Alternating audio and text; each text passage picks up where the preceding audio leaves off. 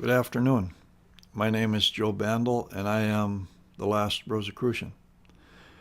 This little bit that I'm reading here, it's kind of tongue-in-cheek, it's kind of satire, I don't know, but in looking through it, I'm like, oops, I've got to say that ahead of time or nobody's going to understand it, and I'm going to break it up and kind of talk about it a little bit. So, here goes. Has anyone noticed that it's impossible to not like somebody these days? Okay, that might not make sense, but just listen. If you think you don't like somebody, well then, you know what? You're sexist, homophobic, xenophobic, or a Nazi white supremacist. You can't. What you don't like is the group identity of this person. You're automatically, that's what you don't like about them. You can't, you kind of follow what I'm trying, that's what my comment was trying to say, and it's kind of obscure, but it's pretty blatant. You don't like somebody. Oh, you're racist, or you're this, or you're that. It had nothing to do with not liking somebody. Have you ever wondered why that is? It's because there are no longer any individuals in this world. So you can't dislike an individual. You can only dislike a group of people. Identity politics. Isn't that weird? So it's no longer possible to dislike an individual. You just can't do it. How did that ever happen? Apparently your dislike is of a group of people and not of an individual. Individualism is not even recognized anymore. It doesn't exist. Well, I believe it exists, but other people don't believe it exists. I believe it's the most important thing we have. All there seems to be is fanatical enthusiasm and interest in group activities like spiritual movements, moral movements, and social movements. All you have to do is choose which bandwagon you want to jump onto. It doesn't even matter which one you choose, as long as you're not alone, as long as you're not by yourself, as long as you're not following your own path. That's not an option. It's not an option to follow your own path. It's not an option to be an individual. That's an extremely dangerous thing that only individualists do, and it can't be allowed. Not in today's world. They don't allow it. You gotta belong to this, what these other people are doing, and go along with that. We are all members of a collective hive mind, and there are no individuals. And if you don't like that, that's tough, because that's just the way it is. Weird. And here's the way it goes. We all have the same thoughts, the same values, the same experiences, and we wear the same clothes and have the same hairdo and listen to the same music. Unless, of course, you got a hairdo like I do, and nobody's going to want to be like that. But isn't this absurd? This is kind of an absurd thing. But look at our society. Look at what they're trying to do to us. You can't have your own individual self. How many ways can you talk about people without talking about individuals? We all want to know, I want to be liked, but I don't want to be liked because I'm a member of this group or a member of that group. I just want to be liked because of who I am. And when I am interested in somebody else, I'm interested in them. I'm not interested in the groups that they associate with, as in the groups that they identify as. I'm interested in them as an individual, but we can't do that. We can't talk about individuals. We can't be individuals. And everything's talking about the identity, the group identity politics. That's a way of doing this.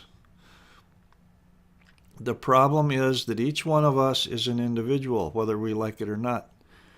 When we wake up in the morning, we look around us and we're at the middle, we're at the center of our awareness. We have an individual awareness. We live in a common world, but we have an individual awareness. We don't have the same awareness, even if people would like that to be. There are individuals that we like, and there are individuals that we don't like. It may be chemistry, it may be the way they act, it just might be for no reason at all. Some people hit it off and some people don't, but that's the way it is. It's not that we are against the group that they identify with. Somebody can be a real butthead. Whether they're in it doesn't matter what kind of group they're in or what they identify with. They're individually acting in a bad way. And there are other people that it doesn't matter what group they are in, they individually act in a respectful way. And as individuals, they're respected. It's what we're looking at is the return of individualism.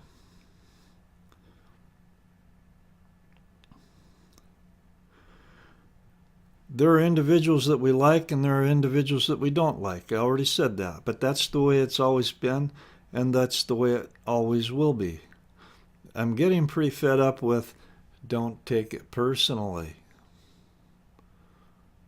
What other way is there to take things as personally because they happen to me as an individual, they happen to you as an individual? I think it's time that we did take things personally. The individualist is being attacked on all sides. It's the one thing that is not allowed. It's the only thing that these groups of people can agree upon, to destroy anyone that dares to stand alone and voice a singular opinion.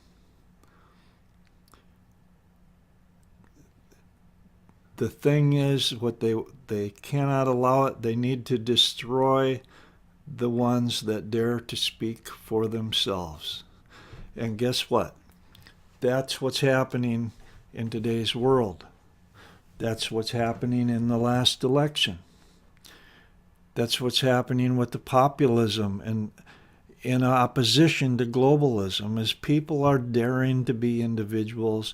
They're daring to act for themselves and to speak for themselves and to speak in isolation. And it's not comprehensible to a globalist or a collectivist, a hive-minded person. It's not, they can't do it. You know, there's a part of our world, I'm a Star Trek fan, I guess, from way back, and there's a part of our culture, there's a part of our world, our population, that has become the Borg.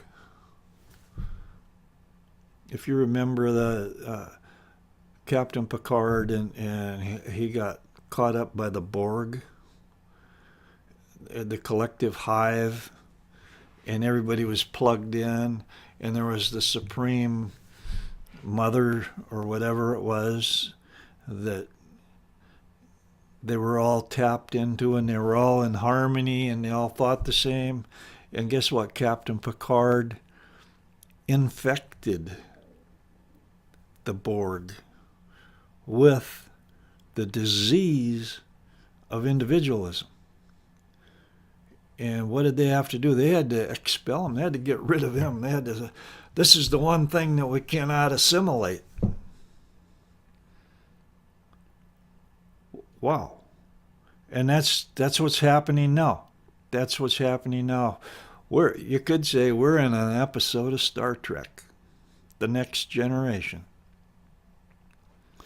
And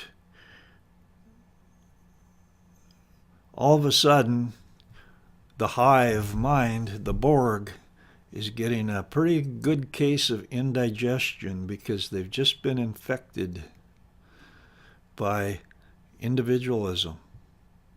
And they can't really cope with it. They don't get it. But that's okay, because individualism, as we're talking about, is a healthy thing, and it's the next evolutionary step. The hive mind has been there.